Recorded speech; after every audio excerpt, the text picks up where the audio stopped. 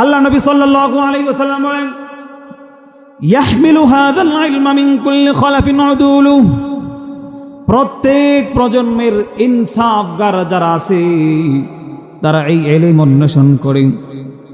তাদের সামনে কাজ থাকে তিনটা। আওয়াজ করে বলেন কয়টা? এক নাম্বার হলো ইয়ানফুনা আনহু তাহরিফাল গালিন, সীমালঙ্ঘনকারী যারা আছে এই মাদ্রাসার তালিবুল ইলমরা, উলামায়ে কেরামরা এই সীমালঙ্ঘনকারীদেরকে উচিত জবাব দেন, ঠিক কিনা? কোরআন হাদিসের বিপরীত যারা বর্ণনা করে, কোরআন হাদিস থেকে অপব্যাখ্যা যারা করে, উলামায়ে কেরাম এবং মাদারিসের ছাত্র যারা আছে তারা তাদের বিরুদ্ধে কঠিন ভূমিকা পালন করে। এক নম্বর চ্যালেঞ্জ।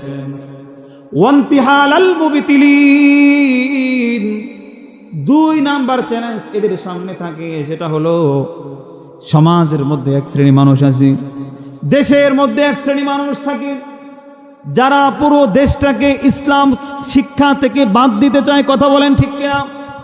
পুরো জাতিকে ধ্বংস করতে চায়। এই যে মুবতিলিন যারা, এই বাতিল যারা আছে, এই বাতিলদের থেকে ইসলামকে এবং মুসলমানকে রক্ষণাবেক্ষণ করেন উলামায়ে কেরাম এবং মাদ্রাসার ছাত্ররা। কথা বলেন ঠিক কিনা? এজন্য তাদের সহযোগিতা করা দরকার আছে নাকি নাই?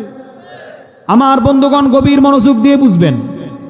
তিন নাম্বার বিষয়, উলামায়ে কেরাম যারা থাকেন, মাদারিসের ছাত্র যারা থাকেন, এদের সামনে তিন নাম্বার চ্যালেঞ্জ যেটা থাকে, ওয়া তা'উইলাল জাহিলিন,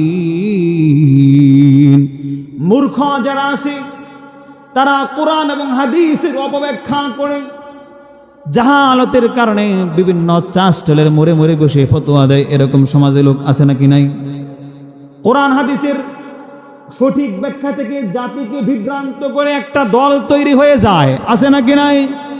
আমার বন্ধুগণ, এদের বিরুদ্ধে সোচ্চার সবসময় যে দলটা থাকে, এদের বিরুদ্ধে জাতিকে এদের অসারতা এবং এদের কুকর্ম ফাঁস করার জন্য শুধুমাত্র কেবলমাত্র দুইটা শ্রেণী কাজ করি।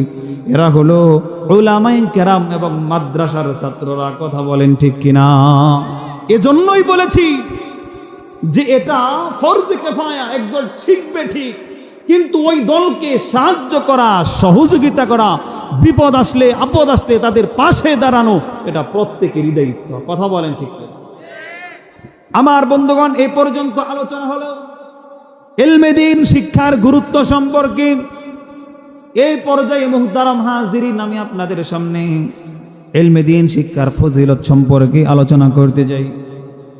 সম্মানিত সুধী, আমি যে বিষয়ে কথা বলবো, কথা বলার আগে আমি আমার বিষয়বস্তুটা আপনাদেরকে জানিয়ে দিচ্ছি যে আজকে আমি কোন বিষয়ে কথা বলবো।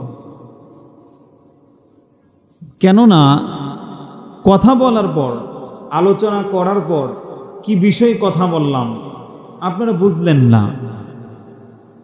বক্তাও কি বিষয়ে কথা বললো উনিও জানে না, আর শ্রোতা পুরো আলোচনা তো দূরের কথা, যে কি আলোচনা হলো, কোন বিষয় কথা হলো, এটাই শ্রোতা জানে না। এজন্য একটা বিষয় কথা বলবো, আপনারা মনোযোগ সহকারে শুনবেন তো ইনশাআল্লাহ? কারা কারা শুনবেন হাত তোলেন, দেখান তো ইনশাআল্লাহ। এবং কারা কারা একেবারে আমাদের প্রধান মেহমান দোয়া করা পর্যন্ত এখানে থাকবেন, হাত তোলেন।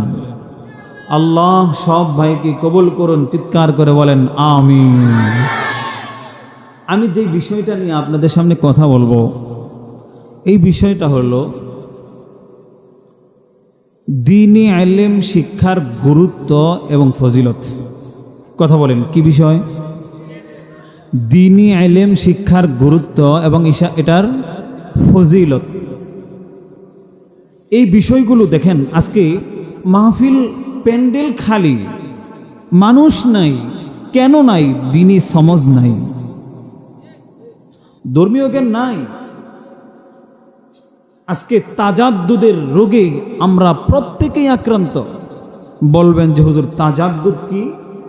তাজাদ্দুদ হলো আপনারা যেটা জানেন মডার্নিজম। কি নিজম? মডার্নিজম। আজকে আমরা নতুনত্বে বিশ্বাসী। কথা বলেন ঠিক কিনা? আর আমাদেরকেও পাশ্চাত্য সভ্যতা এত সুন্দরভাবে ঘিরে ধরেছে, আমরা এটাকে নতুনত্ব বলে চালিয়ে দিই। এটা যে ইসলাম বিরোধী, এটাতে কোরআন বিরোধী, ওই বাস বিচার আমরা করি না। কত বিষয় নতুনত্বের নামে আমাদের মধ্যে সয়লাভ হচ্ছে, চিন্তা তো করতে পারেন না। পাশ্চাত্যের সভ্যতা আমাদের কাছে এত সুন্দরভাবে তার উপস্থাপনা করতেছে, আমরাও মুসলমানরা খুব সুন্দরভাবে গিলতেছি। কথা বলেন ঠিক কিনা? যে কথা বলতেছিলাম, এই যে ধর্মীয় আয়োজন বছরে একবার হয়, তাও মনে হয় প্রতি বছর না, বছরে একবার, প্রত্যেক মাসেও না। কি পরিমাণ দিন সম্পর্কে অবহেলা থাকলে এই দিনই মজলিসে বসতে পারেন। অথচ আমি যদি বলি এলাকার প্রত্যেক ঘরে ঘরে যে কয়জন আছেন আউযুবিল্লাহ এবং বিসমিল্লাহ শুদ্ধ করে পড়েন এবং সূরা ফাতিহা শুদ্ধ করে পড়েন, যদি মুখের মধ্যে বোম মারা হয়, মনে হয় না 100-র মধ্যে 90%, 80%, 50%, 60% লোক শুদ্ধ করে বলতে পারবে। কথা বলেন ঠিক কিনা? এই যে পারে না, ব্যথা নাই। এই যে পারে না, কি নাই? ব্যথা নাই, আগ্রহ নাই। কেন নাই? পাশ্চাত্যের সভ্যতা আমাদেরকে ঘিরে ধরেছে। এজন্য দ্বীনি ইলম শিক্ষার গুরুত্ব অপরিসীম। ইসলামী শরীয়তে দ্বীনি জ্ঞান না থাকলে, এমন যেই জ্ঞান আপনাকে ঈমান শুদ্ধ করতে শেখায়, যেই জ্ঞান আপনাকে আমল করার পদ্ধতি শেখায়, যে জ্ঞান আপনাকে জান্নাতের পথ দেখায়, যে জ্ঞান আপনাকে জাহান্নামের পথ থেকে বাঁচানোর ব্যবস্থা করে, আমরা তার থেকে আজকে পিছিয়ে আসি। এজন্য আমি চিন্তা ভাবনা করে আমার আলোচ্য বিষয় নির্ধারণ করেছি, আজকে যতক্ষণ কথা বলবো কোরআন এবং হাদিসের আলোকে দ্বীনি শিক্ষার গুরুত্ব এবং ইহার ফজিলত বয়ান করার চেষ্টা করব। সকলে শুনবেন তো ইনশাআল্লাহ? মুহতারাম হাজিরিন, এই পৃথিবীতে আল্লাহ পাক রব্বুল আলামিন মানুষ সৃষ্টি করেছেন। এই পৃথিবীতে বলেন তো দেখি, শুধুমাত্র কেবলমাত্র আল্লাহর সৃষ্টি মানুষই আছে নাকি আরো বিচরণশীল প্রাণী আছে? আওয়াজ করে বলতে হবে। বাংলা বাজারের আওয়াজ করে বলতে হবে, মুসলমানের আওয়াজ করে বলতে হবে। বলবেন তো? এই পৃথিবীর মধ্যে শুধুমাত্র মানুষ সৃষ্টি করেন নাই আল্লাহ, আল্লাহ আরো প্রাণী সৃষ্টি করেছেন। মুহতারাম হাজিরিন, এই পৃথিবীর মধ্যে আরো যত প্রাণী আল্লাহ সৃষ্টি করেছেন, সমস্ত প্রাণী কুলকে আল্লাহ তাআলা মানব জাতির সেবার জন্য সৃষ্টি করেছেন। রাসূল বলেন, আদ-দুনিয়া খুলিকাত লাকুম, দুনিয়া তোমাদের জন্য সৃজন করা হয়েছে। ওয়া আনতুম খুলিকাতুম লিল আখিরাহ, তোমরা দুনিয়ার জন্য নয়, তোমরা জান্নাতের জন্য, আখিরাতের জন্য। মানুষের জন্য মুহতারাম হাজিরিন আখিরাত আছে। কথা বলেন, কি আছে? মানুষের হাসর হবে, বিচার হবে। মানুষের জন্য জান্নাত রয়েছে, মানুষের জন্য জাহান্নাম রয়েছে। এই পৃথিবীর মধ্যে যে মানুষ সৃষ্টি করলেন, মানুষের জন্য আখিরাত, মানুষের জন্য হাসর নাসর। এজন্য দেখবেন এই যে প্রাণীকুল আল্লাহ সৃষ্টি করলেন, প্রাণীকুলের জন্য কি বলেন আখিরাত আছে? আওয়াজ করে বলেন, প্রাণীকুলের জন্য কি আখিরাত আছে? প্রাণীকুলের জন্য কি জান্নাত জাহান্নাম আছে? মুহতারাম হাজিরিন, এজন্য তাদের যেহেতু আখিরাত নাই, তাদের যেহেতু দুনিয়ায় সব, এজন্য তারা যা ইচ্ছা তাই করতে পারে। কথা বলেন ঠিক কিনা? যা ইচ্ছা তাই খাইতে পারে। কথা বলেন ঠিক কিনা? যেদিকে ইচ্ছা সেদিকে তাকাতে পারে, কোনো বাধা নাই। কথা বলেন? যার সাথে না তার সাথেই যৌনাচার করে, কোনো বাধা আছে? বাধা নেই। এর বিপরীতে মানুষের দিকে তাকান, মানুষকে এই পৃথিবীর মধ্যে যা ইচ্ছা তাই করতে পারে, যা ইচ্ছা তাই খাইতে পারে, যেভাবে ইচ্ছা সেভাবে ইনকাম করতে পারে, যার সাথে না তার সাথে যৌনাচার করতে পারে। কেন পারে না? মানুষের কি আছে? আখিরাত আছে, মানুষের হাসর আছে। কথা বলেন ঠিক? আমার বন্ধুগণ, এই মানুষ যেন জান্নাত কামাই করতে পারে, আল্লাহ যে মানুষকে তার ইবাদতের জন্য তৈরি করলেন, সৃষ্টি করলেন, ইবাদত কিভাবে শিখতে হয়, ইবাদত করার পদ্ধতি কিভাবে জানতে হয়, এজন্য দ্বীনি শিক্ষার গুরুত্ব অপরিসীম। কথা বলেন ঠিক কিনা? ইবাদতের পদ্ধতি জানতে হবে। আপনি যদি পদ্ধতি না জানেন কি ইবাদত করবেন আপনি? কথা বলেন। ইবাদতের পদ্ধতি জানতে হবে। পদ্ধতি জানতে হলে ধর্মীয় জ্ঞান দরকার আছে। মুহতারাম হাজিরিন, আল্লাহর নবী সাল্লাল্লাহু আলাইহি ওয়াসাল্লাম সর্বপ্রথম তার কাছে যেইভাবে এই ইলমে ওহী দ্বীনি জ্ঞান সর্বপ্রথম যেভাবে প্রথম নাজিল হয়, সেটা ছিল রাসূল সাল্লাল্লাহু আলাইহি ওয়াসাল্লামের স্বপ্নে যুগে। আয়েশা রাদিয়াল্লাহু তাআলা আনহা, রাসূলুল্লাহ সাল্লাল্লাহু আলাইহি ওয়াসাল্লামের খুব বিচক্ষণ এক স্ত্রী ছিলেন। আম্মাজান আয়েশা এক হাদিস বর্ণনা করেন, বুখারী শরীফের 3 নম্বর হাদিস। আউয়ালু মা বুদিআ বিহি রাসূলুল্লাহ সাল্লাল্লাহু আলাইহি ওয়াসাল্লাম মিনাল ওয়াহয়ি আর-রু'য়া সালিহাহ ফিন নাওম। রাসূল সর্বপ্রথম রাসূলের কাছে যেই পদ্ধতিতে যেইভাবে ওহী নাজিল হয়েছে সেটা ছিল যে ঘুমাতেন, ঘুমের মধ্যে ওহী নাজিল হইতো। ফাকানা লা ইয়ারা রু'য়ান ইল্লা জাআত মিথলা ফালাকিস সুবহ। ঘুমের মধ্যে যেটা স্বপ্নে দেখেন এটা ভোরের আলোর ন্যায় উদ্ভাসিত হতো। এভাবে চলতেছিল। ওয়াকানা ইয়াখলু বিগারি হিরাইন। এভাবে চলার পরে আল্লাহ পাক রব্বুল আলামিন এই পরিস্থিতিতে রাসূলুল্লাহ সাল্লাল্লাহু আলাইহি ওয়াসাল্লামকে নির্জনতাকে তার কাছে প্রিয় করে দেওয়া হলো, একাকিত্বে থাকতে থাকলেন। আর ওয়াকানা ইয়াখলু বিগারি হিরাইন, নির্জনতা যে অবলম্বন করতেন এটা রাসূল সাল্লাল্লাহু আলাইহি ওয়াসাল্লাম গারে হেরার মধ্যে করতেন, আমরা যেটাকে হেরার গুহা বলি। মনোযোগ সাথে কথা বোঝার চেষ্টা করেন, আমি একটা টপিক বের করতেছি এখান থেকে। তো রাসূলুল্লাহ সাল্লাল্লাহু আলাইহি ওয়াসাল্লাম দীর্ঘদিন 40 বছর বয়সে ওহী নাজিল হওয়ার আগে গারে হেরার মধ্যে নির্জনতা অবলম্বন করতে থাকলেন, ইবাদত করতে থাকলেন আল্লাহর। ফাজাআল হাক্কা হাত্তা জাআহুল মালাক। এমত অবস্থায় আল্লাহর ফেরেশতা আসলো হযরত জিবরিল আলাইহিস সালাম। এসে সর্বপ্রথম, প্রত্যেকেই ভালো করে বুঝবেন, যার কানে এই আওয়াজ পৌঁছছে ভালো করে বোঝার চেষ্টা করেন। সর্বপ্রথম জিবরিল আলাইহিস সালাতু ওয়াস সালাম এসে রাসূলুল্লাহ সাল্লাল্লাহু আলাইহি ওয়াসাল্লামকে যে আদেশ করলেন সেটা হলো ইকরা, পড়ুন। কি আদেশ করলেন? পড়ুন। গভীর মনোযোগের সাথে বোঝার চেষ্টা করুন। সর্বপ্রথম আল্লাহ পাক রব্বুল আলামিন জিবরিল আলাইহিস সালাতু ওয়াস সালামের মাধ্যমে যে আদেশ জারি করলেন, যেই আদেশ দিলেন সেটা হলো ইকরা, পড়ুন। হে মুহাম্মদ আপনি পড়ুন।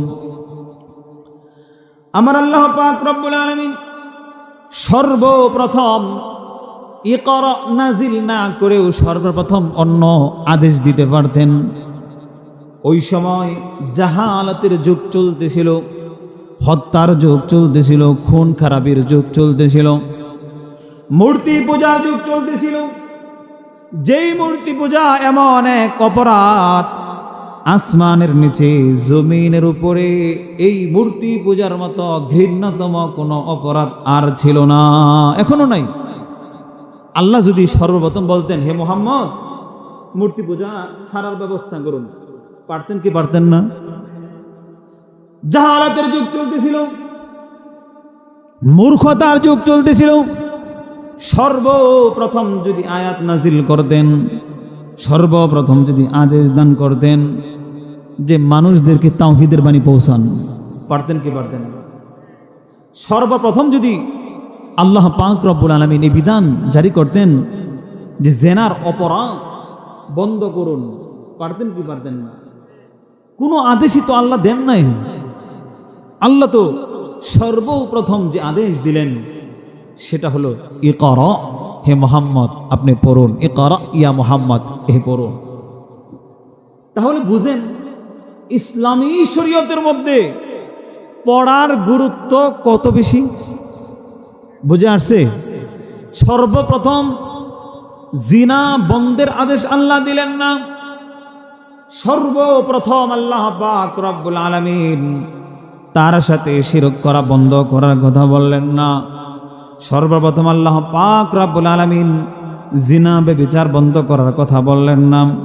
সর্বপ্রথম আমার আল্লাহ পাক রব্বুল আলামিন যে আদেশটা করলেন সেটা হলো ইকরা ইয়া মুহাম্মদ, হে মুহাম্মদ আপনি পড়ুন। পুরো বিশ্ববাসীকে এটা জানান দেওয়া দরকার। যে ইসলামী শরীয়তের মধ্যে পড়ার, গবেষণা করার, চিন্তা করার কি পরিমাণ গুরুত্ব। কথা বলেন ঠিক কিনা? আমরা আজকে পড়তে রাজি না। কি স্কুল বলবেন কি মাদ্রাসা বলবেন, সন্তান সন্ততিকে উচ্চ শিক্ষায় শিক্ষিত করার জন্য পিতামাতা কতই না কুরবানি করে, কিন্তু সন্তান পড়তে রাজি না। ইসলামী শরীয়তের মধ্যে লেখাপড়ার গুরুত্ব অনেক, চিন্তা করার গুরুত্ব অনেক, গবেষণা গুরুত্ব করার গুরুত্ব অনেক। আমার আল্লাহ পাক রব্বুল আলামিন পবিত্র কোরআনুল কারীমের মধ্যে বলেন, আলাম তারা আন্নাল্লাহা আনজালা মিনাস সামাই মাআন فأخرجنا به ثمرات مختلفا ألوانها ومن الجبال جدد بيض وحمر مختلف ألوانها وغرابيب سود। আল্লাহ পাক রব্বুল আলামিন রাসূল পাক সাল্লাল্লাহু আলাইহি ওয়াসাল্লামকে বলছেন, আলাম তারা, হে নবী আপনি কি দেখেন না, আন্নাল্লাহ, যে আল্লাহ তাআলা আনজালা মিনাস সামাই মাআ, আসমান থেকে পানি বর্ষণ করেছেন, বৃষ্টি বর্ষণ করেছেন।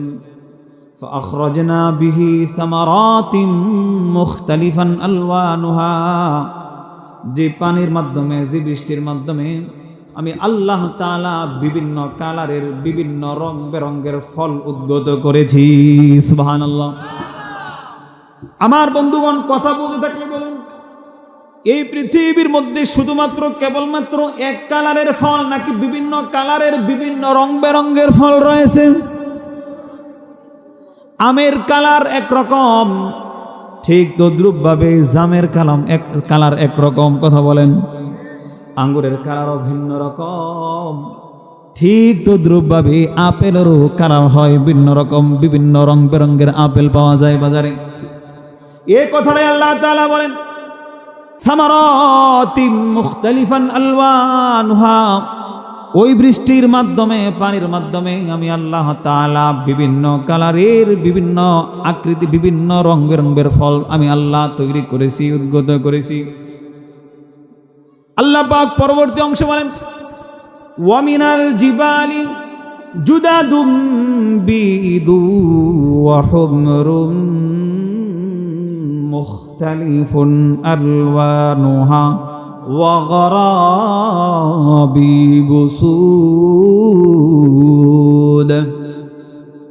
আল্লাহর সৃষ্টি সম্পর্কে গবেষণা করার জন্য শুধুমাত্র কেবলমাত্র ফলের দিকে তাকাবা, বিষয়টা এমন নয়। কেমন যেন আল্লাহ পাক রব্বুল আলামিন আমাদেরকে তার সৃষ্টি নিয়ে গবেষণা করার কথা বলতেছেন।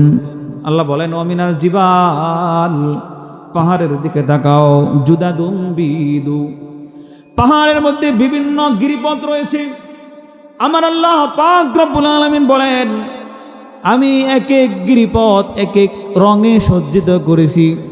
বিদু, কোন কোন গিরিপথ হলো আপনার সাদা। কথা বলেন ঠিক কিনা? ওয়াহুমরুম, কোন কোন গিরিপথ হলো লাল।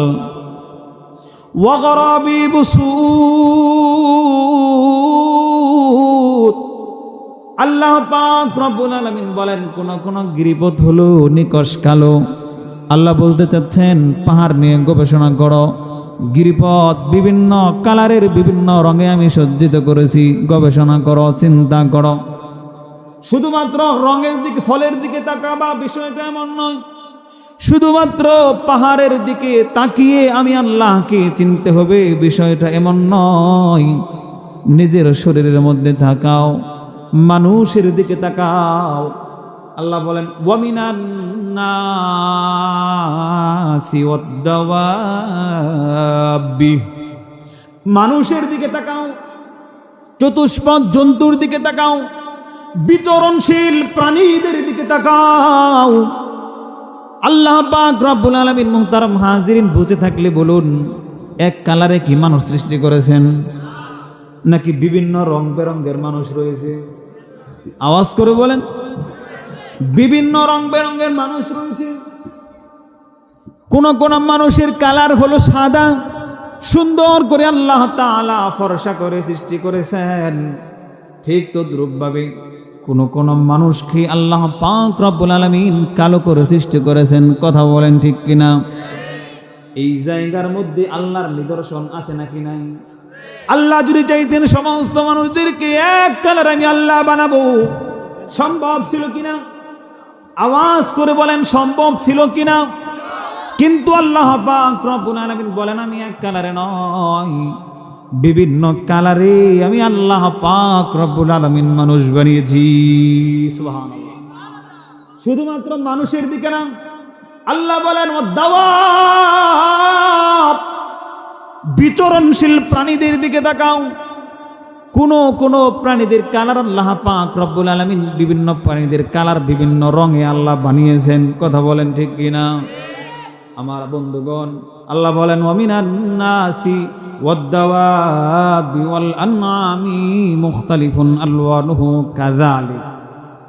শুধুমাত্র গিরিপথে তাকাবা যে বিভিন্ন কালারে গিরিপথ তৈরি করেছি, সজ্জিত করেছি।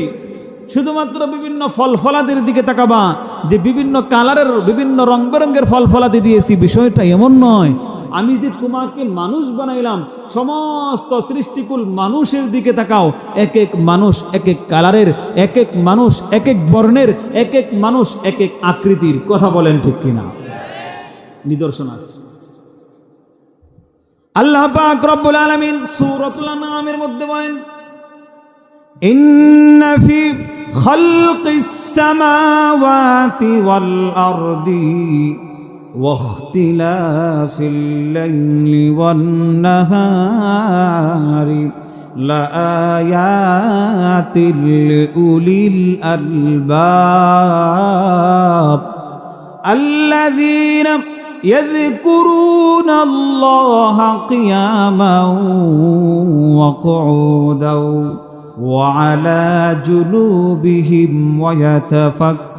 ويتفكرون في خلق السماوات والأرض ربنا ما خلقت هذا باطلا سبحانك فقنا عذاب النار الله أكبر বলেন আল্লাহ বলেন ইন্না ফি খালকিস সামাওয়াতি ওয়াল আরদি, নিঃসন্দেহে আসমান এবং জমিনের সৃষ্টির মধ্যে, ওয়াখতিলাফিল লাইলি ওয়ান নাহারি, রাত এবং দিনের পরিবর্তনের মধ্যে, লাআয়াত, নিদর্শন রয়েছে, লিউলিল আলবাব, জ্ঞানীদের জন্য নিদর্শন রয়েছে। আমার বন্ধুগণ, বুঝে থাকলে বলুন, আসমান এবং জমিন কে সৃষ্টি করেছেন? আরো আওয়াজ করে বলতে হবে, কে? সাধারণত একটা ঘর যদি আমরা বানাতে চাই, খুঁটি কমপক্ষে হলেও কয়টা লাগে? কমপক্ষে হলেও 4টা খুঁটি লাগে। এই যে মুহতারাম হাজিরিন, যেই প্যান্ডেলের মধ্যে বসে আছেন, ডান বামে তাকিয়ে দেখেন কি পরিমাণ খুঁটি আছে নাকি নাই। কিন্তু আমার আল্লাহ পাক রব্বুল আলামিন সুবিশাল এক আকাশ তৈরি করেছেন। আওয়াজ করে বলেন কয়টা খুঁটি? এই কথাই আল্লাহ তাআলা বলেন, এটাই আল্লাহ বুঝাতে চাচ্ছেন, ইন্না ফি খালকিস সামাওয়াতি ওয়াল আরদি, নিঃসন্দেহে আসমান এবং জমিনের সৃষ্টির মধ্যে, ওয়াখতিলাফিল লাইলি ওয়ান নাহার। আমার বন্ধুগণ, আওয়াজ করে বলেন, এই যে রাত চলতেছে, রাতের পরে কি আসবে? দিন।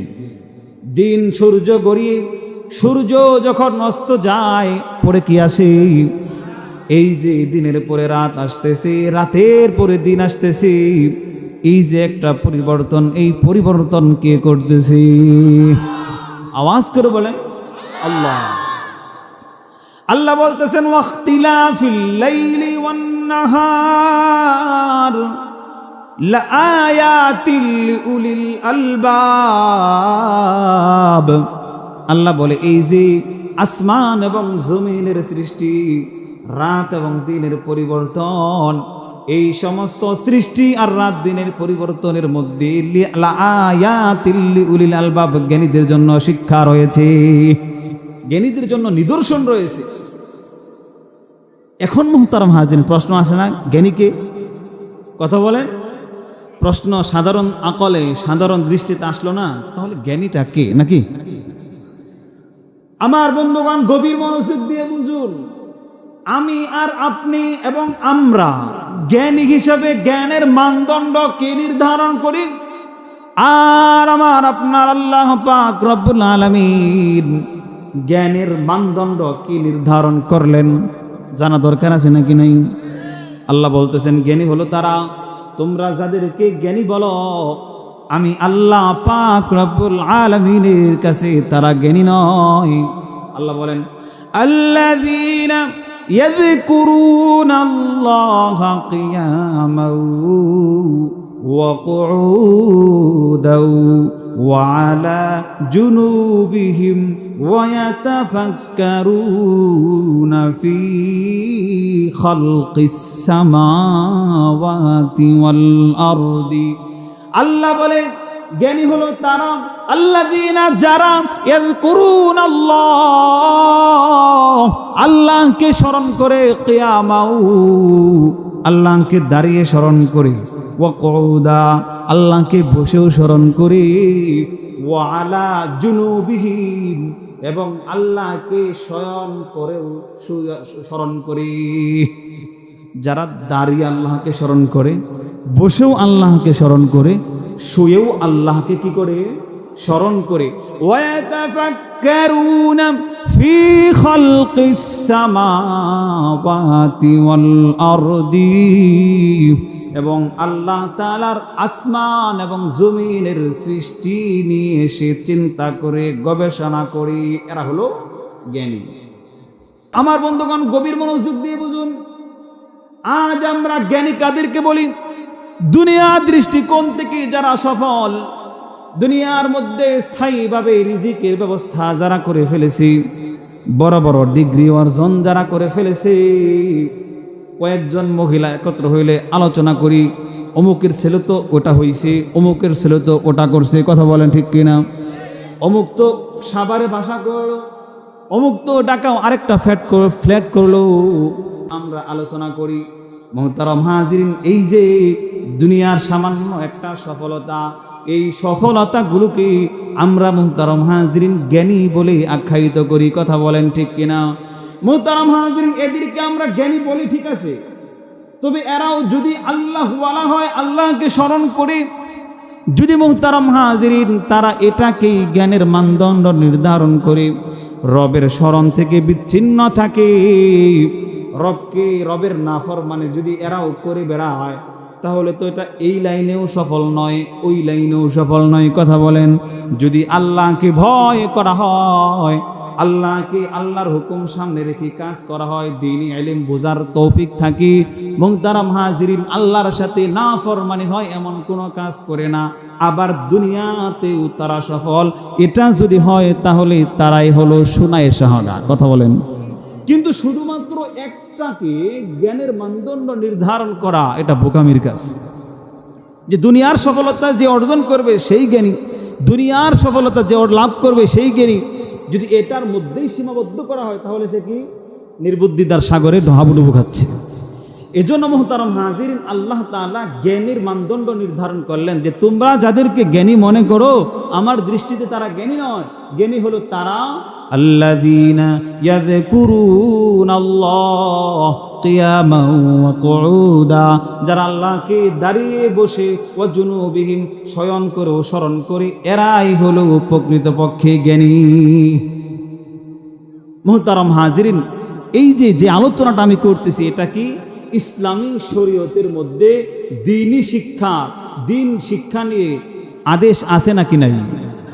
ইসলামী শরীয়তের মধ্যে কোরআনের শিক্ষা নিয়ে, আল্লাহর সৃষ্টি নিয়ে গবেষণা করা, আল্লাহর সৃষ্টি নিয়ে চিন্তা ভাবনা করা, ইসলামী শরীয়তের মধ্যে লেখাপড়া করার গুরুত্ব খুব কম নাকি খুবই বেশি?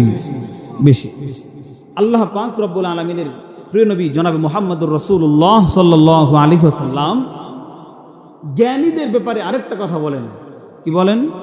যে বলেন কুন আলিমান। আল্লাহ তো বিভিন্ন আয়াতের মধ্যে আল্লাহর সৃষ্টি নিয়ে গবেষণা করার কথা বললেন, চিন্তা ভাবনা করার কথা বললেন। মুহতারাম হাজরিন, ঠিক তদ্রূপভাবে রাসূলুল্লাহ সাল্লাল্লাহু আলাইহি ওয়াসাল্লামও গবেষক হওয়ার কথা বলছেন, জ্ঞানী হওয়ার কথা বলছেন। রাসূল বলেন কুন আলিমান, উগদু আলিমান, আলেম হও, জ্ঞানী হও, গবেষক হও। যদি আলেম না হতে পারো, আও মুতাআল্লিমান, আলেমের ছাত্র হও।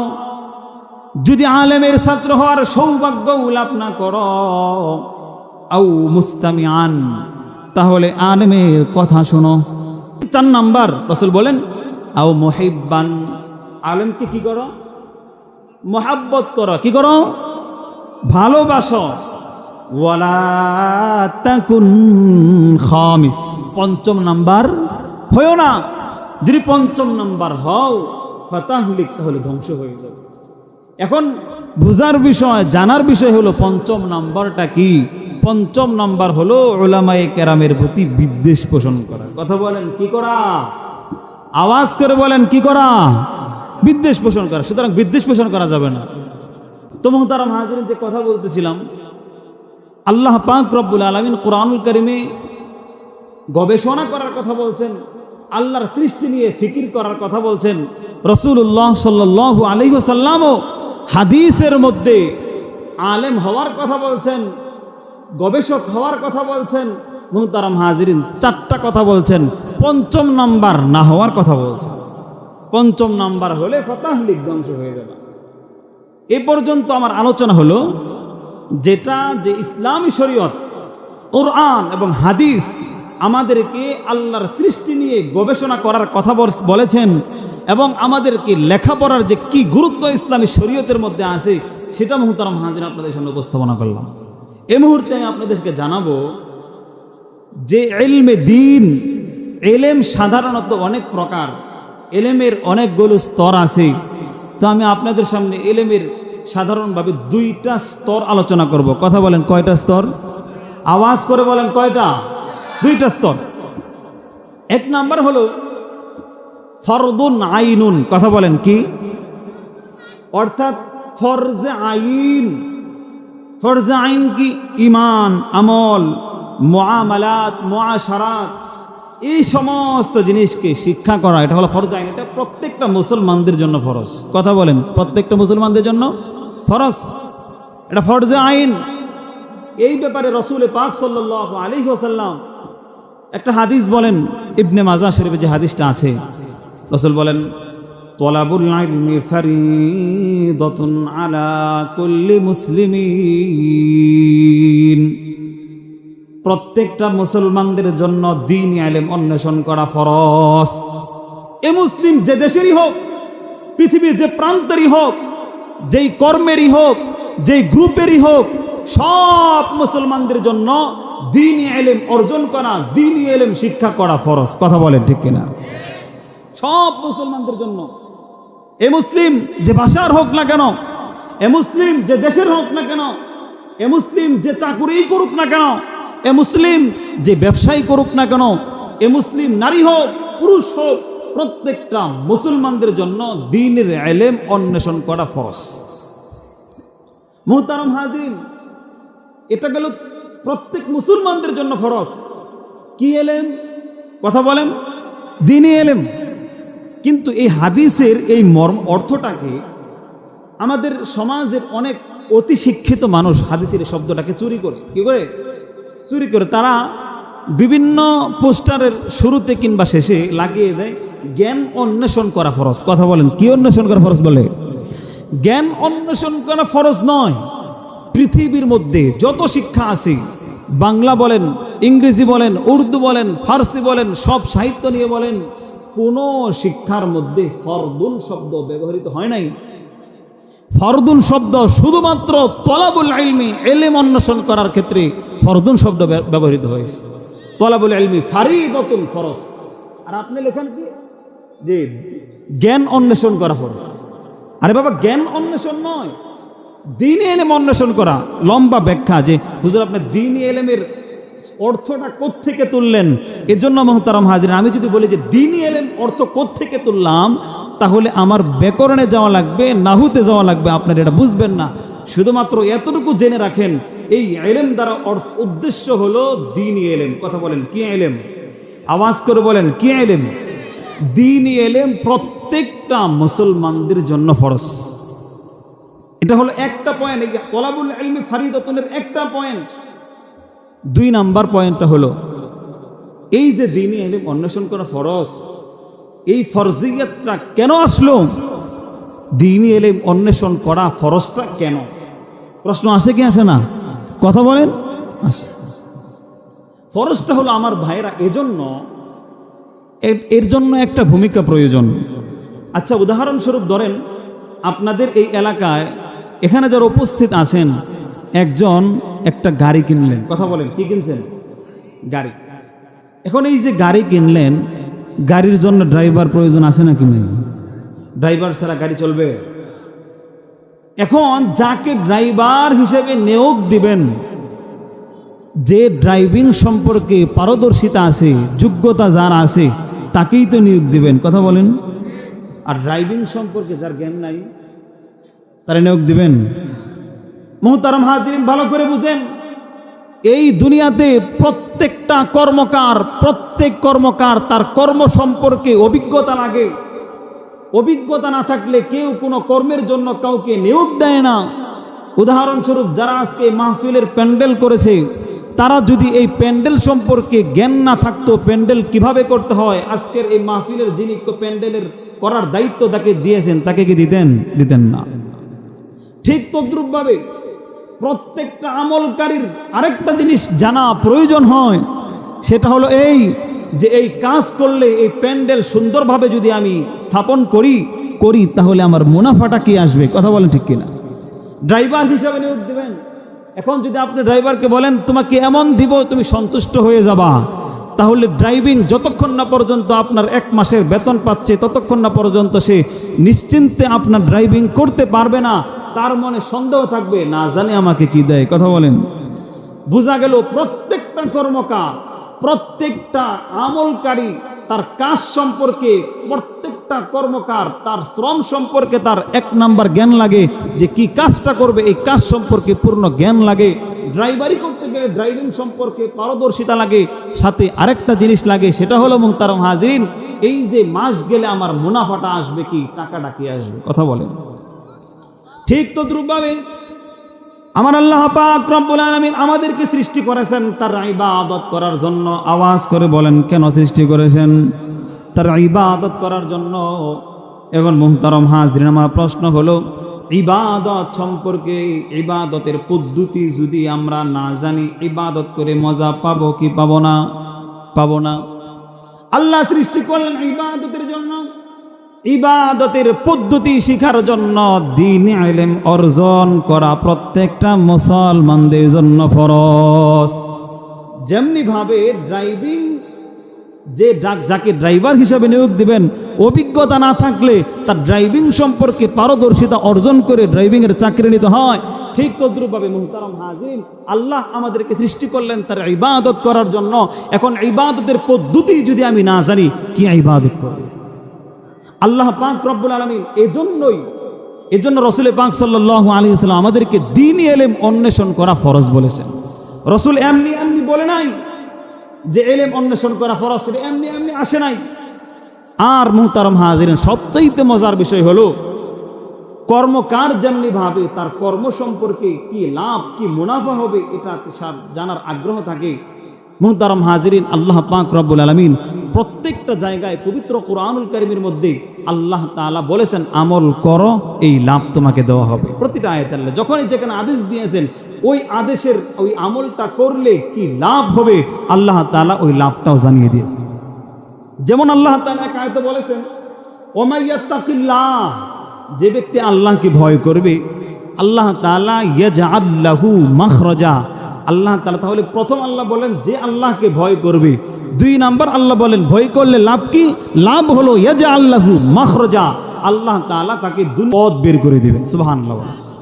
তাহলে বোঝা গেল, কাজ যে করে তার প্রথম যেই জিনিসটা প্রয়োজন সেটা হলো কাজ সম্পর্কে পূর্ণ অভিজ্ঞতা। কথা বলেন ঠিক কিনা? এজন্য মুহতারাম হাজির, আল্লাহ আমাদেরকে সৃষ্টি করেছেন তার ইবাদত করার জন্য। সুতরাং ইবাদত কিভাবে করব, ইবাদতের পদ্ধতি শেখার জন্য দ্বীনি ইলম অর্জন করা প্রত্যেকটা মুসলমানের উপর। 3 নাম্বার বিষয় এখান থেকে আসে যে কতটুকুন ফরজ। দ্বীনি ইলম অন্বেষণ করা ফরজ বুঝলাম, কিন্তু কতটুকুন ফরজ? এখানে যারা আমরা উপস্থিত হয়েছি আমাদের প্রত্যেকের প্রশ্ন আসে কি আসে না, এবং আমাদের প্রত্যেকেরই প্রত্যেক বিষয় কি ফরজ? মুহতারাম হাজিরিন, এই বিষয়ে একটা মূল নীতি আপনারা খেয়াল রাখবেন যে কতটুকুন দ্বীনি ইলম অন্বেষণ করা, কতটুকুন দ্বীনি ইলম অন্বেষণ করা আপনার জন্য ফরজ। কোন বিষয়ে কতটুকু জ্ঞান আপনার লাগবে, কতটুকু জ্ঞান আপনার প্রয়োজন, এটা আপনার জানা দরকার আছে। সমস্ত মুসলমানদের জন্য সব জ্ঞান অন্বেষণ করা ফরজ নয়। উদাহরণস্বরূপ মুহতারাম হাজিরিন, আপনার কাছে বাইতুল্লাহ যাওয়ার অর্থ নাই, টাকা পয়সা নাই, আপনার জন্য হজ ফরজ? কথা বলেন। যাকাতের নেশাব পরিমাণ সম্পদ আপনার নাই, আওয়াজ করে বলেন যাকাত কি ফরজ কিনা?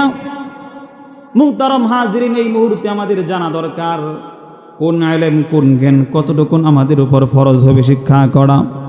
মূল নীতি মনে রাখবেন। এর আগে মুহতারাম হাজিরিন, কথা বুঝে থাকলে উত্তর দিন। আল্লাহ নবী জনাবে মুহাম্মদুর রাসূলুল্লাহ সাল্লাল্লাহু আলাইহি ওয়াসাল্লাম কত বছর বয়সে নবুয়ত লাভ করেন? আওয়াজ করে বলেন, আর আওয়াজ করে বলেন। এবং রাসূলুল্লাহ সাল্লাল্লাহু আলাইহি ওয়াসাল্লাম কত বছর বয়সে ইন্তেকাল করেন? আমার বন্ধুগণ, বুঝে থাকলে বলুন। 40 বছর বয়সে যদি রাসূলুল্লাহ সাল্লাল্লাহু আলাইহি ওয়াসাল্লাম নবুয়ত প্রাপ্ত হন, আর 63 বছর বয়সে যদি ইন্তেকাল করেন, তাহলে নবুয়ত প্রাপ্তির বয়স কত হলো? আওয়াজ করে বলেন। আমার বন্ধুগণ, ভালো করে বুঝুন। কোনো মুসলমানের জন্য, কোনো মুসলমানের যদি জীবনের কোনো অংশ রাসূলুল্লাহ সাল্লাল্লাহু আলাইহি ওয়াসাল্লামের 23 বছরের জীবনের কোনো অংশের সাথে মিলে যায়, তাহলে ওই মুসলমানদের জন্য রাসূল সাল্লাল্লাহু আলাইহি ওয়াসাল্লামের জীবনী থেকে ওই ইলম, ওই জ্ঞান অন্বেষণ করা ফরজ। এটা হলো মূলনীতি। যেমন ধরেন, আওয়াজ করে বলেন, রাসূল সাল্লাল্লাহু আলাইহি ওয়াসাল্লামের 23 বছর জীবনীতে নামাজ ছিল কিনা? 23 বছর জীবনে রাসূল কি নামাজ পড়েছেন কি পড়েন নাই? এখন বুঝে থাকলে বলুন, আপনার জীবনেও নামাজ আছে নাকি নাই? তাহলে বোঝা গেল রাসূল সাল্লাল্লাহু আলাইহি ওয়াসাল্লামের 23 বছরের জীবনের নামাজের অংশ আপনার জীবনের নামাজের সাথে মিলে গেছে। সুতরাং রাসূলুল্লাহ সাল্লাল্লাহু আলাইহি ওয়াসাল্লামের জীবনী থেকে, রাসূল সাল্লাল্লাহু আলাইহি ওয়াসাল্লামের দেখানো এবং বাতলানো পথ অনুযায়ী প্রত্যেকের নামাজ শিক্ষা করা ফরজ। বুঝে থাকলে বলুন, রাসূল সাল্লাল্লাহু আলাইহি ওয়াসাল্লামের নামাজের মধ্যে কোরআন শরীফ তেলাওয়াত ছিল কিনা? তেলাওয়াত ছাড়া কি নামাজ হয়েছে? বুঝা গেল আপনার জীবনেও যেহেতু নামাজের অধ্যায় আছে, তাহলে রাসূল সাল্লাল্লাহু আলাইহি ওয়াসাল্লামের যেইভাবে রাসূল সাল্লাল্লাহু আলাইহি ওয়াসাল্লাম সহি শুদ্ধ করে কোরআন শরীফ তেলাওয়াত করেছেন, আপনার জন্যও ওই যে আপনার জীবনেও যেহেতু নামাজ আছে আর তেলাওয়াত আছে, রাসূল সাল্লাল্লাহু আলাইহি ওয়াসাল্লামের জীবনের ওই তেলাওয়াত থেকে সহি শুদ্ধ করে আপনার তেলাওয়াত শিক্ষা করা ফরজ। আওয়াজ সাল্লাল্লাহু আলাইহি ওয়াসাল্লামের 23 বছরের জীবনের কোনো অংশ যদি আপনার জীবনে না মিলে, ওটাও মুহতারাম হাজিরিন আপনার জন্য শিক্ষা করা ফরজ না। উদাহরণস্বরূপ যাকাতের অংশ কথাই বলি। আপনি নেশাব পরিমাণ সম্পদের মালিক আপনি নন। রাসূল সাল্লাল্লাহু আলাইহি ওয়াসাল্লামের জীবনে যাকাত ছিল, রাসূল যাকাত দিয়েছেন। যেহেতু আপনার জীবনের যাকাতের অংশ রাসূলের জীবনের সাথে মিলে নাই, সুতরাং সেহেতু যাকাতের মাসআলা আপনার জন্য শিক্ষা করা আবশ্যক নয়। এক কথা, আপনার জীবনের যেই অংশ রাসূলের 23 বছরের জীবনী, নবুয়ত প্রাপ্তির পর 23 বছরের যে জীবনী আছে, 23 বছরের জীবনের কোন আমলের সাথে যদি আপনার আমল মিলে যায়, ওই আমল শিক্ষা করা, ওই মাসআলা শিক্ষা করা আপনার উপর ফরজ। বুঝে আসছে বিষয়? মুহতারাম হাজিরিন, আমরা এই মুহূর্তে জানলাম দ্বীন ইলম অন্বেষণ করা কতটুকুন ফরজ। মুহতারাম হাজিরিন, এক্ষেত্রে একটা গুরুত্বপূর্ণ বিষয় আছে। এক শ্রেণী লোক আছে যারা আলাদা হবে, ভিন্ন হবে, যারা এলেম শিক্ষা করবে নিজেদের জন্য নয়, যারা এলেম শিক্ষা করবে জাতির প্রয়োজনে। মুহতারাম হাজিরিন, উলামায়ে কেরামের কথা বলি, এরা হলো জাতির জন্য এলেম শিখে, শুধুমাত্র নিজের জন্যই নয়, নিজের জন্য তো অবশ্যই শিখে, কিন্তু মুহতারাম হাজিরিন তার উদ্দেশ্য থাকে জাতির জন্য। উদাহরণস্বরূপ ধরেন, একজন লেখাপড়া করে দাওরা হাদিস পর্যন্ত পড়ে আলেম হলো, তার জীবনে যে সে হায়েজ নাফাসের মাসআলা তিনি শিখেছেন, আপনারা বুঝে থাকলে বলুন, কোন আলেমের জীবনে কি কোন সময় মাসিক হায়েজ নেফাস হবে কি হবে না? হবে? হবে না। তাহলে তিনি যে হায়েজ নেফাসের মাসআলা শিখলেন নিজের জন্য নাকি জাতির জন্য? কথা বলেন না কেন? জাতির জন্য। ঠিক তদ্রূপ ভাবে অনেক উলামায়ে কেরাম আছে, মুহতারাম হাজিরিন, যাকাতের মাসআলা বর্ণনা করে, বয়ান করে, হজের মাসআলা মুসল্লিদেরকে শিখায়। যদি আপনি খোঁজ নিয়ে দেখেন, ওই ইমামের উপর ওই হজ ফরজ হয় নাই, যাকাত ফরজ হয় নাই, কিন্তু তিনি যে ইলম শিখলো, তিনি যে যাকাতের মাসআলা শিখলো, তিনি যে হজের মাসআলা শিখলো, তিনি যে জিহাদের মাসআলা শিখলো, তিনি যে অন্য মাসআলা শিখলো, শুধুমাত্র কেবলমাত্র তার জন্য নয়, বরং পুরো জাতি এবং পুরো জনগোষ্ঠীর জন্য শিখেছে। এই কথাটাই পবিত্র কোরআনুল কারীমের মধ্যে আল্লাহ বলেন, ফালাউলা নাফারা মিন কুল্লি ফিরকাতিন মিনহুম তাইফাতুন লিয়াতাফাক্কাহু ফিদ্দীন। একটা শ্রেণী এমন থাকবে যারা দ্বীনের গভীর ইলম অন্বেষণ করবে জাতির জন্য, শুধুমাত্র নিজের জন্য নয়, জাতির জন্য। এই শ্রেণী যেখানে তৈরি হয়, চিৎকার করে বলেন সেই স্থানের নাম কি? মাদ্রাসা। আওয়াজ করে বলেন সেই শ্রেণীর জায়গার নাম কি? মাদ্রাসা। এই যে আপনাদের এই নূরে মদিনা মাদ্রাসা, এই নূরে মদিনা মাদ্রাসার মধ্যে এই ইলমটাই শিক্ষা দেওয়া হয়। এতক্ষণ পর্যন্ত মুহতারাম হাজিরিন আলোচনা করলাম, ইলমে দ্বীনের দুইটা স্তর রয়েছে, একটা হলো ফরজে আইন। এখন মুহতারাম হাজিরিন আমি আপনাদেরকে বুঝাবো আরেকটা স্তর আছে, যেটা বলেছিলাম ফরজে কিফায়া। কথা বলেন ঠিক কিনা? ফরজে আইন সম্পর্কে তো জানলাম, ফরজে কিফায়া সম্পর্কেও আমাদের জানা দরকার আছে। মুহতারাম হাজিরিন, ফরজে কিফায়া কোন ইলমকে বলি?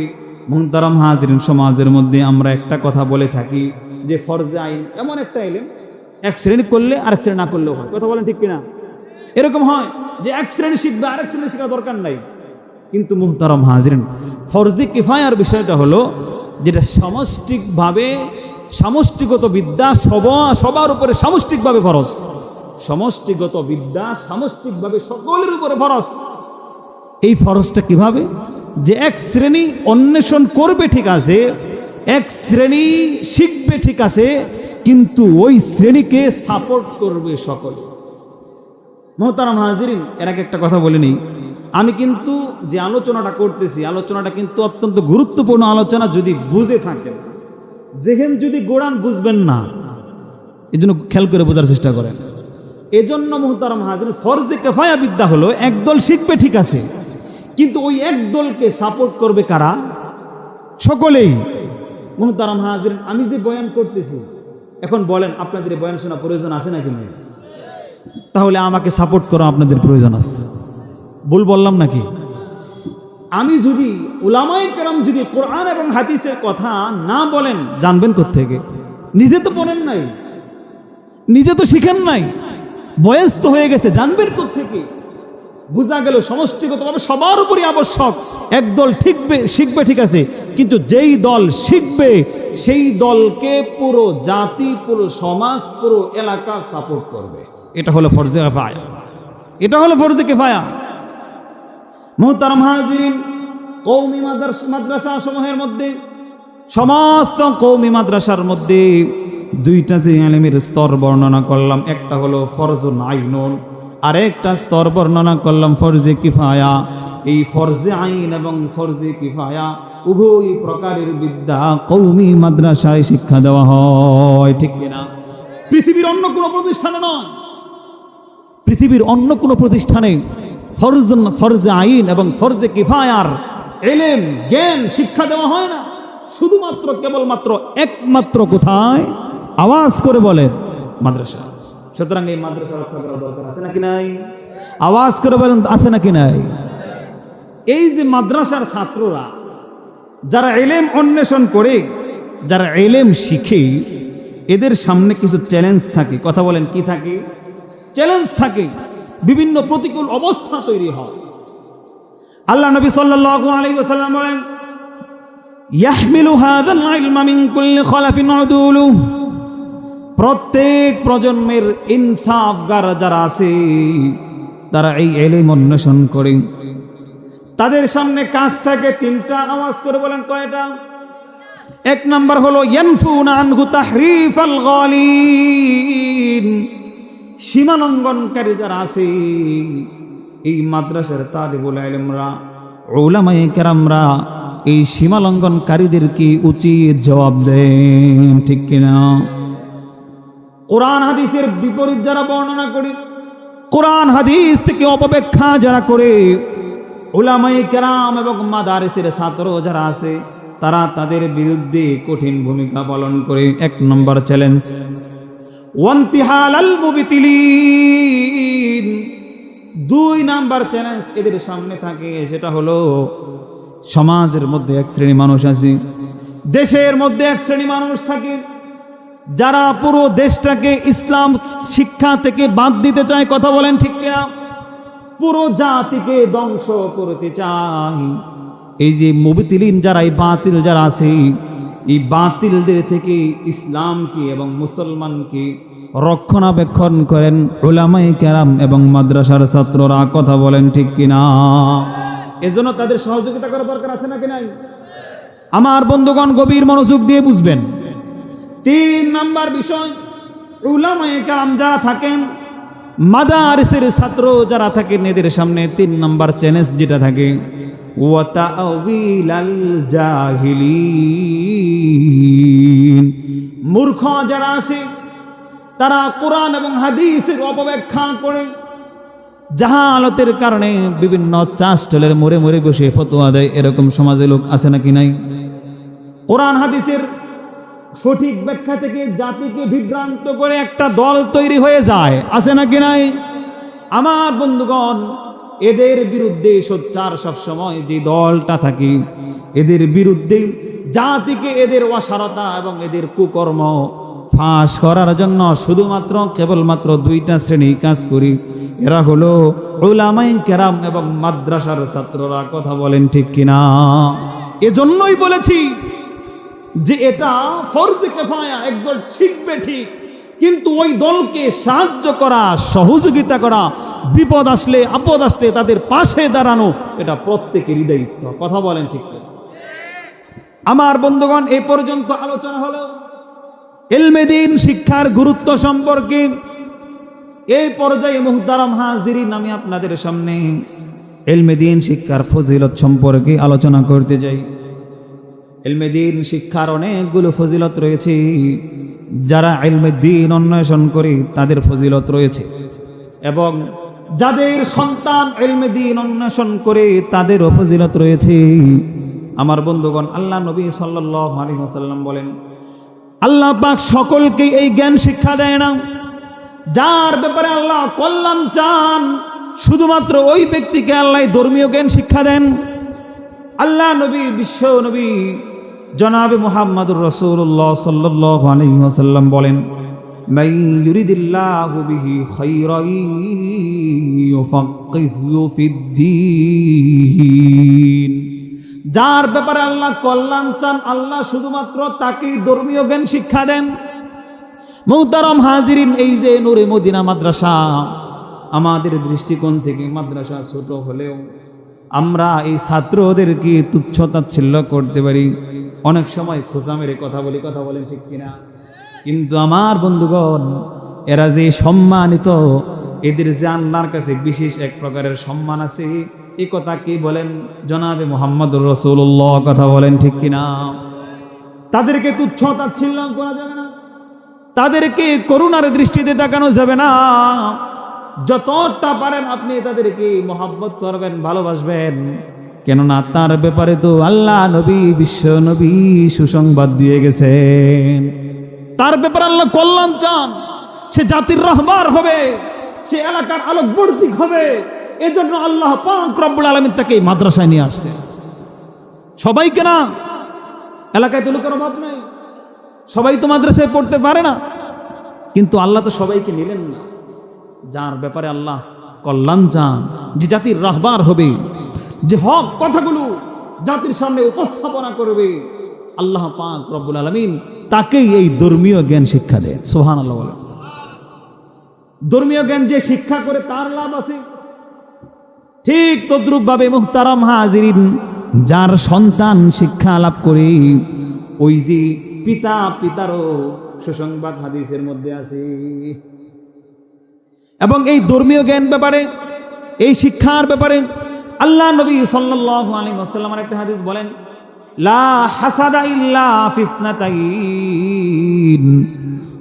রাসূল সাল্লাল্লাহু আলাইহি ওয়াসাল্লাম বলেন যে দুইটা শ্রেণী আছে, দুই শ্রেণীর ব্যাপারে, তাদের ব্যাপারে ঈর্ষা করা বৈধ। হিংসা না, ঈর্ষা করা বৈধ। লা হাসাদা ইল্লা ফিতনাতাইন। দুই শ্রেণী আছে, যেই দুই শ্রেণী হওয়ার ব্যাপারে ঈর্ষা করা বৈধ। ঈর্ষা কি আর হিংসা কি? হিংসা হলো অন্যের উন্নতি দেখে নিজের জ্বলা, অন্যের উন্নতি দেখে নিজের কষ্ট হয়, নিজের জ্বলে, এটা হলো হিংসা। আর ঈর্ষা এটা না, ঈর্ষা হলো আমিও যদি পারতাম। কথা বলেন ঠিক কিনা? লা হাসাদা ইল্লা ফিতনাতাইন। আল্লাহ নবী বলেন দুই শ্রেণী আছে, দুই শ্রেণীর ব্যাপারে ঈর্ষা করা বৈধ। এক নাম্বার হলো রাজুলুন নাতাহুল্লাহু মালান, এমন লোক যেই লোককে আল্লাহ পাক রব্বুল আলামিন সম্পদ দিয়েছেন, মাল দিয়েছেন, ফাসাল্লাতাহু আলা হালাকাতিহি ফিল হাক্কি। ওই সম্পদ ওই ব্যক্তি ভালো পথে, খারাপ পথে নয়, ভালো পথে খরচ করি। এমন ব্যক্তি, যেই ব্যক্তিকে আল্লাহ সম্পদ দিলেন, ধন দিলেন, এই ব্যক্তি দ্বীনি কাজে খরচ করে, এলাকার মানুষের উন্নয়ন কল্পে খরচ করে, মসজিদেও খরচ করে, মাদ্রাসাও খরচ করে। এটা দেখে অন্য ব্যক্তি কষ্ট পায় না, বরং আফসোস হয় যে আহারে, আল্লাহ ওই ব্যক্তিটাকে ধন দিয়েছেন, সম্পদ দিয়েছেন, বিদায় সে খরচ করতে পারে, আমার তো নাই। আমার যদি থাকতো আমিও খরচ করতে পারতাম। এই যে আল্লাহ তাআলা যে ব্যক্তিটাকে ধন সম্পদ দিলেন, এই ধন সম্পদ দিনের কাজে খরচ করতেছি, এই ব্যক্তির ব্যাপারে ঈর্ষা করা বৈধ। এটা এক প্রকার। আর এক প্রকার হলো রাজুলুন আতাহুল্লাহুল হিকমা।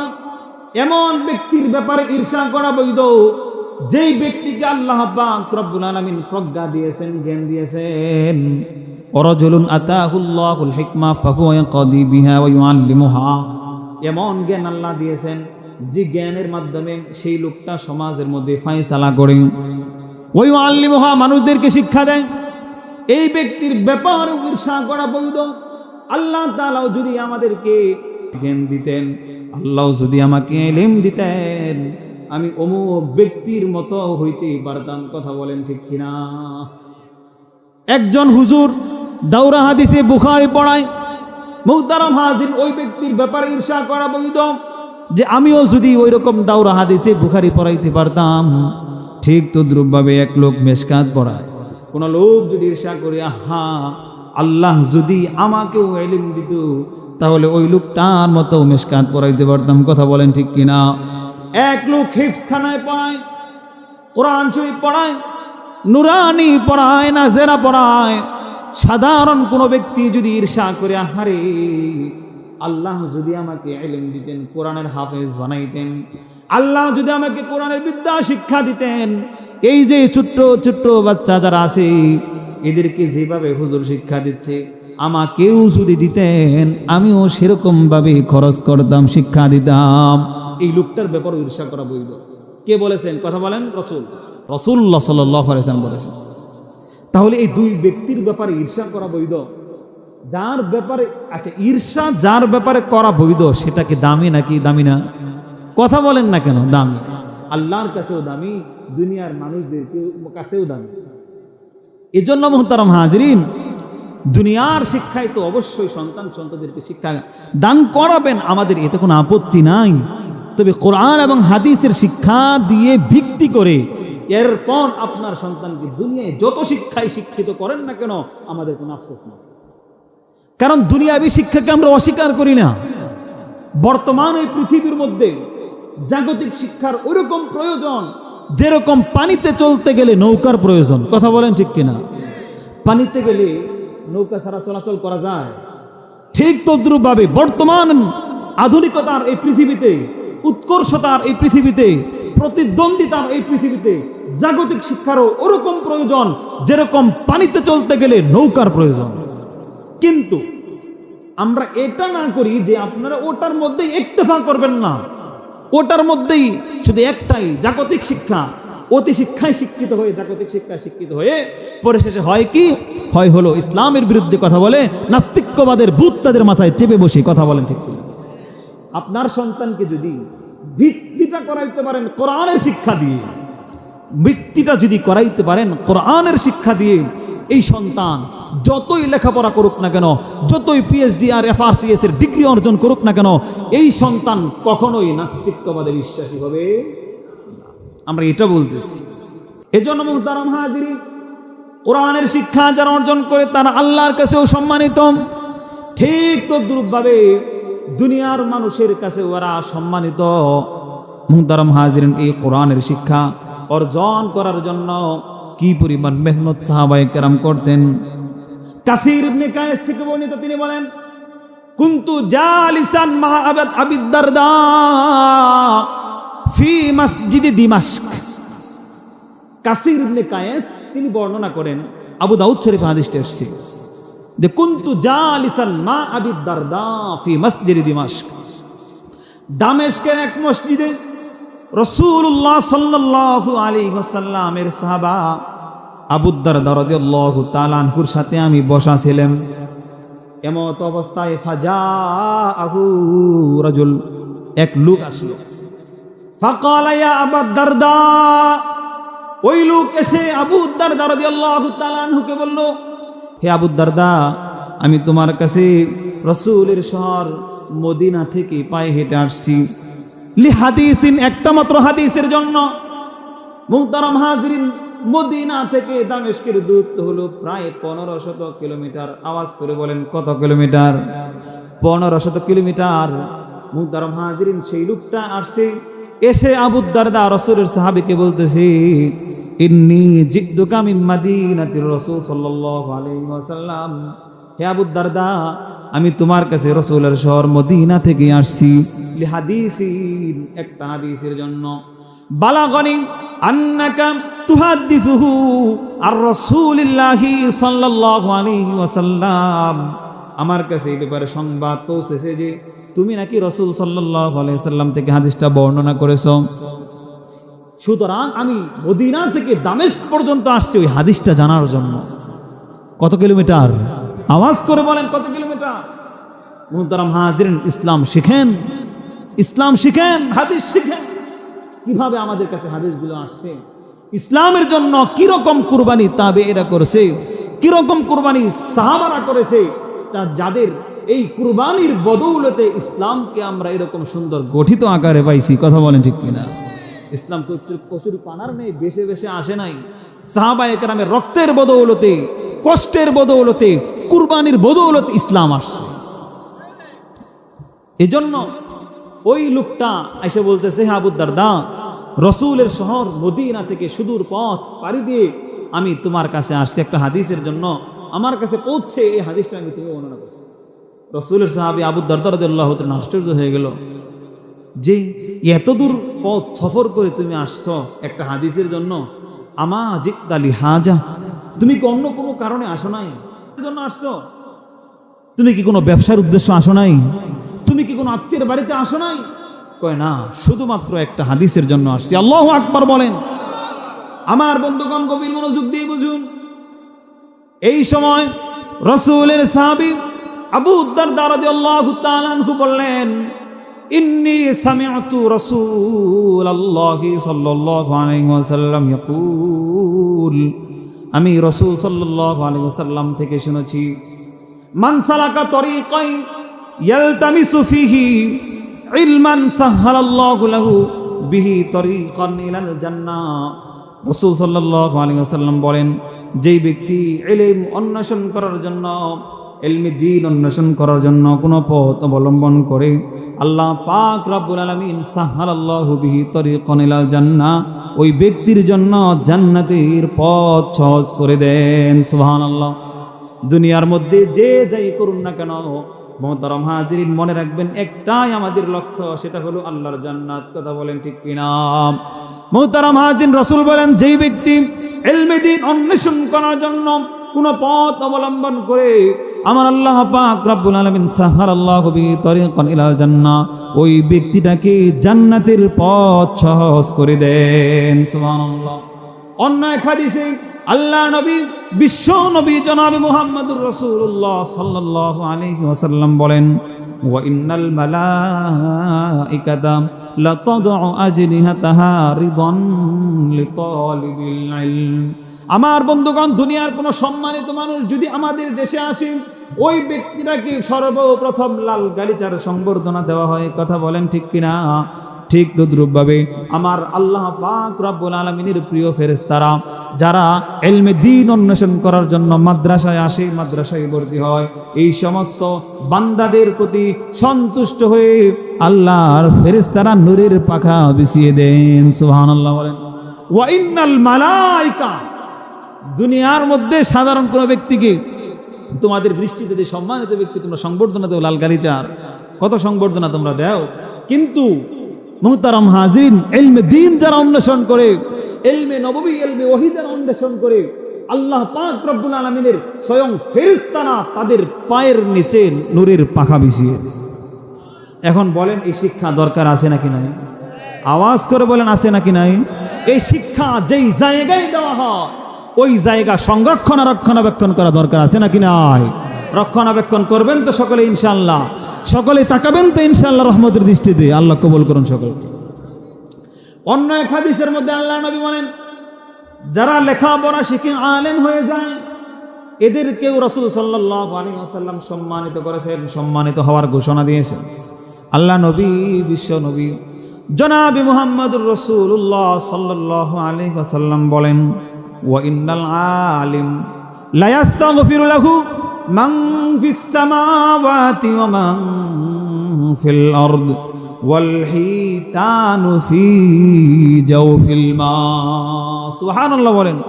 ওয়া ইন্নাল আলিমা, আলিমের জন্য লা ইস্তাগফিরু লাহু মান ফিস সামাওয়াতি ওয়া মান ফিল আরদ, আসমানের নিচে জমিনের উপরে যারা আছে, এরা একজন আলিমের জন্য মাগফিরাতের দোয়া করতে থাকে। সুবহানাল্লাহ বলেন। রাসূলুল্লাহ সাল্লাল্লাহু আলাইহি ওয়াসাল্লাম বলেন, শুধুমাত্র তারাই নয়, বরং সমুদ্রের মধ্যে, গভীর পানির মধ্যে যে মাছ থাকে, ওয়াল হিতানু ফি জাওফিল মা, পানির মধ্যে মাছ যে থাকে, সেই মাছটাও একজন আলিমের জন্য ক্ষমার দোয়া করতে থাকে। এজন্য মুহতারাম হাজিরিন, সন্তান সন্ততিকে আলেম বানানোর চিন্তা ভাবনা করেন, দুনিয়ার শিক্ষায় অবশ্যই শিক্ষিত করেন, কিন্তু মুহতারাম হাজিরিন অনুরোধ থাকবে, কোরআনের শিক্ষায় ভিত্তি স্থাপন করে পরবর্তীতে আপনার শিক্ষা, আপনার সন্তানকে জাগতিক শিক্ষায় শিক্ষিত করেন। কথা বলেন ঠিক কিনা? রাসূলুল্লাহ সাল্লাল্লাহু আলাইহি ওয়াসাল্লাম অন্য এক হাদিসের মধ্যে বলেন, ওয়া ইন্না ফাদলাল আলিমি আলাল আবিদি কাফাদলিল কমারি লাইলাতাল বদরি আলা সাইরিল কাওয়াকিব। রাসূলুল্লাহ একজন আলেমের সম্মান বর্ণনা করতেছে, কি পরিমাণ সম্মান, এদিকে খেয়াল করেন সকলে, কি পরিমাণ সম্মান আল্লাহ দিবেন। রাসূল বলেন, ওয়া ইন্না ফাদলাল আলিম, একজন আলেমের মর্যাদা এমন, আলাল আবিদ, আবেদ বলা হয় মুহতারাম হাজিরিন, যে দিন রাত 24 ঘন্টা ইবাদত করে, একে বলা হয় কি? আবেদ।